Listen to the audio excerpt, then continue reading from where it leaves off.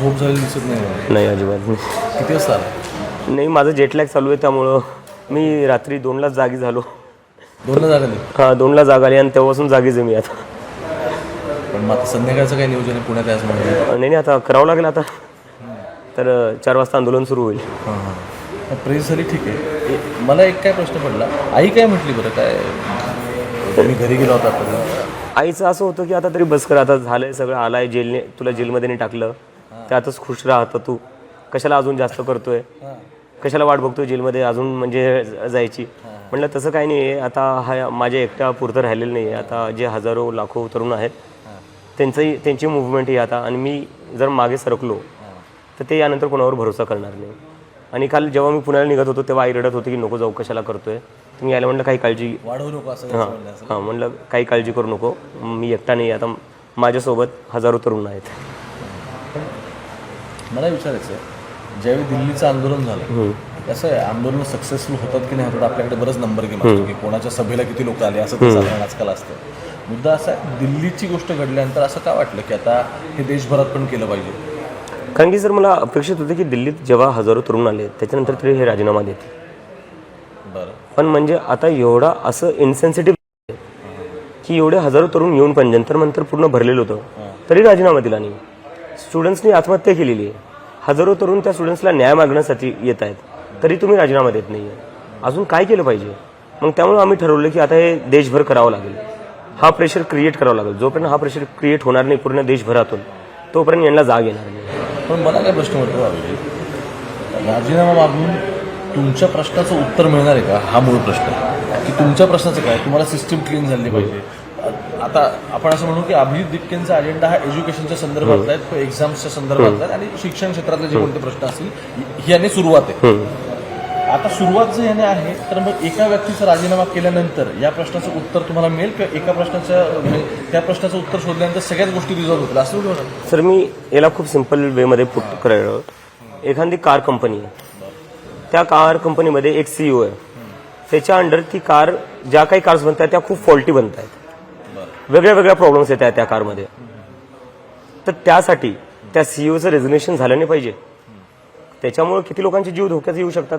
एखादी कार जर चुकीची बनली त्याच्यामुळे किती जे लोक कार बाय करतात त्यांच्या जीवांना धोका आहे की नाही. या कंपनीचे सीईओ तर मोदीजी आहेत. हा तर मग त्यांनी तुम्ही त्यांचा मागता करायचं आधी धर्मेंद्र प्रधानचं झालं पाहिजे. पंतप्रधान खूप मोठी गोष्ट झाली. जर एज्युकेशन मिनिस्टर राजीनामा देणार नाही, सिस्टम कसं काय ठीक होईल सर? सिस्टम ठीक करायला कोणीतरी स्वीकार तर केलं पाहिजे की काहीतरी चुकीचं घडतंय. जोपर्यंत तुम्ही एक्सेप्ट नाही करणार की काही चुकी घडली आहे, त्याच्यामुळे स्टुडंट्सला नुकसान झालेलं आहे, तोपर्यंत कसं काय सिस्टम ठीक होणार? सब चंगासी म्हणून सिस्टम ठीक होणार आहे का? तर आधी जिम्मेदारी तर घ्या. जिम्मेदारी घेणं is the first sign of improvement की yes we acknowledge the mistake and we will try to correct it. ते सब चंगासीवरून मला आता एक पटकन लक्षात आलं. मी आता एक ट्विट बघितलं, लगेच काढतो मी ते. म्हणजे हां, ट्विट हे आहे, शिवसेना युबीटीचे नेते संजय राऊत यांनी हे ट्विट केलं आणि त्यामध्ये एक फोटो आहे. तो फोटो आहे आणि मग त्यावरती ते काय लिहितात, अमेरिकेत कोण कोणास भेटले असं ते संजय राऊत असं म्हणतात. येते काय? हां, कसं म्हणतात बघितलं काय ट्विट? नाही सर, मी आज सर हा फोटो तुम्हाला अमेरिकेचा तर वाटतच नाही. बॅकग्राऊंडला सगळे इंडियन्सच दिसत आहेत आणि अमेरिकेत असं वातावरण तर नाही. मला वाटतं AI जनरेटेड फोटो आणि ब्लर आहे सर, खूप क्लिअर नाही आहे. बरं, मूळ मुद्दा हा आहे की हा अभिजित दिपके आहे का? नाही सर, कारण की मी तर कधी भेटलो नाही. अमेरिकेत मी एक साधा स्टुडंट होतो, मी कुठून भेटणार आहे पंतप्रधानांना? आणि जर तुम्ही माझी ट्विटर प्रोफाईल पाहिली मागच्या 7-8 वर्षात, मी त्यांच्या विरोधात बोलतोय, तर तुम्हाला वाटतं ते माझ्यासोबत बोलतील? मला आता नॅशनल सिक्युरिटी थ्रेट डिक्लेअर केलेलं आहे. माझं अकाउंट बॅन केलेलं आहे. कॉक्रोच जनता नाही बॅन केलेलं आहे इंडियामध्ये. त्याच्या विरोधात मी हायकोर्टातही गेलेलो आहे. तर म्हणजे ज्याला तुम्ही नॅशनल सिक्युरिटी थ्रेट डिक्लेअर करताय त्याला तुम्ही भेटतायत, म्हणजे मला वाटतं गैरसमज झाला असेल. पण फोटो नाही सर क्लिअरली दिसून येते की हा फोटो एडिट केलेला आहे. नाही पण एडिटेड आहे. म्हणजे I just want to ask you, is that you? Sir it's very blur. This is not me definitely. आणि हा जो फोटो यूज केलेला आहे, हा जो माझा प्रोफाईल डीपी आहे ट्विटरवर, ओके, त्याचा वापर केलाय. हा, आणि हा फोटो मी जिम मध्ये काढलेला आहे. ओके, म्हणजे फोटो ओके जिम मध्ये काय? जिम मध्ये काढलेला आहे मी तो फोटो. ते पण व्यायाम वगैरे करतात, ते योगा करतात ना? ते करतात योगा?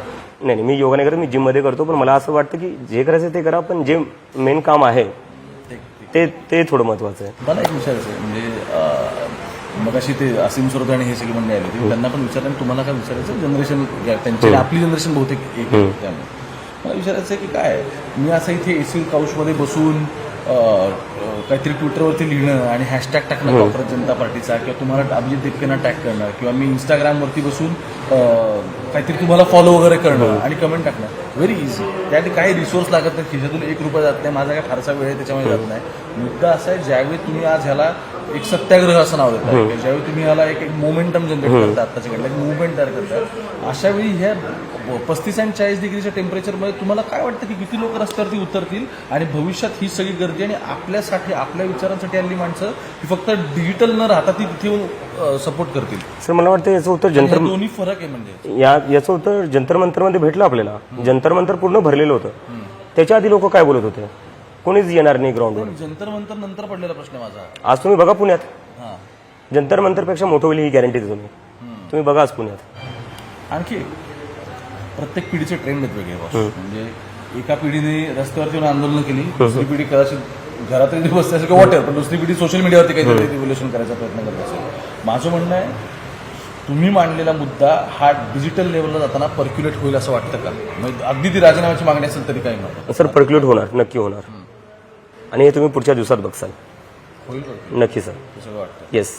बरं, यातला एक आणखी मुद्दा, ज्यावेळी तुम्ही आता आणखी वेगवेगळ्या लोकांना भेटताय, कसं आहे, सुरुवातीला ते कम्पॅरिझन कोणाशी केलं जातं, त्या ह्याची मुवमेंट होती इंडिया अगेन्स्ट करप्शन, त्याशी हा सगळा कम्पेअर केलेला विषय, किंवा दिपके हे कसे आम आदमी पार्टीचे आहेत वगैरे वगैरे असं सगळं ते सांगितलं जातं. आत्ताचा एक्झॅक्ट अजेंडा काय आहे, तो अजेंडा कुठपर्यंत पुढे न्यायचं ठरलेला आहे, आणि त्याची स्ट्रॅटेजी प्लॅनिंग काय. प्लॅनिंग अँड स्ट्रॅटेजी शब्द मी याच्यासाठी वापरतो की दिल्लीमध्ये गोष्टीचा जेव्हा मी रिव्ह्यू घेतला, मी स्वतः उपस्थित नव्हतो, तर मी माझे जे काही सहकारी पत्रकार आहेत त्यांचं म्हणणं होतं की गोष्टी खूप स्कॅटर्ड वेमध्ये होत्या, बरोबर, अनऑर्गनाइज होतं, प्लॅन नव्हतं, तिथे कोणती स्पेसिफिक टीम नव्हती असं काहीतरी काम कर. काय नक्की याचा अर्थ सर ऑर्गॅनिक होतं सगळं, अनऑर्गनाइज्ड होतं, याचा अर्थ सगळं ऑर्गॅनिक होतं. सगळं ऑर्गॅनिक होतं. कारण की लोक स्वतः आली होती, मी स्वतः सर एअरपोर्टवर डायरेक्ट गेलो होतो, तर मी कुठून ऑर्गनाईज करणार सगळं. पण याचा अर्थ तुम्ही बघा ना, म्हणजे सगळी लोक जनरल पब्लिक आलेली होती. याचा अर्थ हा आहे की कोणी मॅनेज नव्हतं करत, सगळी जनरल पब्लिक आलेली होती. पण there must be some kind of management. म्हणजे of course sir, we are learning, we are still learning. Yes. मी ते ह्याच्यासाठी म्हणतोय की गोष्टी ऑर्गनाईज करायच्या आहेत, कुठे आंदोलन करायचं आहे, या मुवमेंटसाठी एक्झॅक्टली काय प्लॅन्स असतील, मीडियाचे प्लॅनिंग असतील, जे कोणते असतील, ऍट द एंड आज नव्हतं तुम्हाला ते करावं लागेल ना, किंवा आलेल्या मुलांना किमान पाणी मिळावं एवढं तर करावंच लागेल. नाही sir, totally agree with you. कारण की काय, मी पहिल्यांदा करतो, मला काय अनुभव नाही या गोष्टींचा, आणि मी तर US मध्ये जॉब्सला अप्लाय करत होतो. आंदोलन करणं हे मला माहिती नव्हतं कसं करतात, काय करतात, पण आता वेळेची गरज आहे म्हणून आम्ही करतोय, आणि पुढे जाऊन आम्ही शिकू ना सर. 15 दिवस झाले, आम्हाला थोडा टाइम द्या. 15 दिवसात जे लोक बोलत होते की हे फक्त ऑनलाईन राहतील, त्यांना आम्ही दाखवून दिलं, आम्ही ग्राउंडवर येतोय. तर आम्ही शिकतो थोडं थोडं, आणि आज पुण्यात बघसाल तुम्ही, थोडं तुम्हाला बेटर मॅनेजमेंट दिसेल. असं पुढे जाऊन जाऊन आम्ही will try to do better things. मला त्याविषयी एक फार सूचक वाटतं, म्हणजे अर्थात ते back of the mind Abhijit दिपकेचे रंजन असेल की एअरपोर्टवरून बाहेर येताना बाबासाहेबांचा होता तो पुस्तकाचा, why Ambedkar. Because sir Ambedkar जे आहेत, that is the voice of every oppressed person, irrespective of caste, religion. या देशात ज्यांना समान अधिकार दिलेले आहे, फक्त कास्ट नाही, कोणीही मिसअंडरस्टँडिंग करू नये, फक्त कास्ट नाही, महिलांना शिक्षणाचा अधिकार कोणी दिलाय? आंबेडकरांनी दिलाय. महिलांना एम्प्लॉयमेंटचा अधिकार कोणी दिलाय? एम्प्लॉयमेंटमध्ये त्यांना बेनिफिट्स कोणी दिले? आंबेडकरांनी दिलेले आहे. फक्त तिथपर्यंतच नाही, लेबर लॉ या देशात कोणी आणले? आंबेडकरांनी आणले.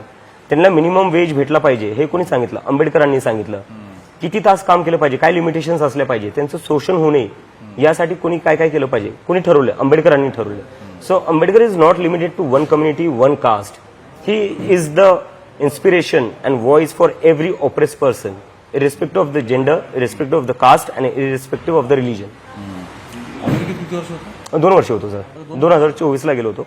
24ला. काय जाणवतंय की आत्ताची सामाजिक परिस्थिती अशी झाली ना आपल्याकडे, आंबेडकरांचं नाव काढलं, छत्रपतींचं आपल्या महाराजांचं नाव काढलं, किंवा कुणीतरी येऊन फोटो दाखवला, आर्ग्युमेंटच संपतो. आर्ग्युमेंटच संपते. मला असं वाटत नाही की ह्या सगळ्या महामानवांना हे अपेक्षित होतं. तर या परिस्थितीमध्ये मग याला कसं आन्सर करायचं? म्हणजे मी काहीतरी एखादा मुद्दा माझा मांडतोय, मला समोरच्या व्यक्तीने स्पेसिफिक फोटो किंवा कोणत्याही ज्या कोणत्या आजकाल तर आपण आपले सगळे महामानव जातीतच वाटून घेतले. वास्तव वाईट आहे पण वास्तव आहे.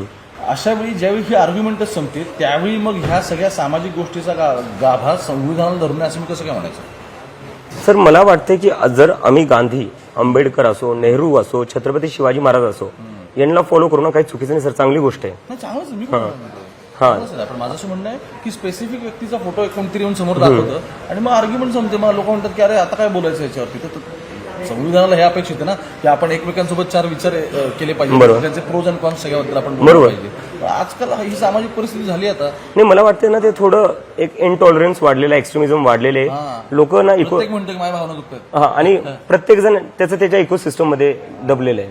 मला वाटतं सगळ्या लोकांनी ना त्या इकोसिस्टम मध्ये बाहेर आलं पाहिजे. पॉलिटिकल डायलॉग थोडा झाला पाहिजे. जोपर्यंत तुमचे पॉलिटिकल डायलॉग होत नाही, जरी ते लोक दुसऱ्या आयडिओलॉजीचे असले तरी पण जोपर्यंत त्यांच्यासोबत तुमचा डायलॉग होणार नाही तोपर्यंत तुम्हाला एक दुसऱ्यांचे प्रॉब्लेम्स कन्सर्न समजणार नाही.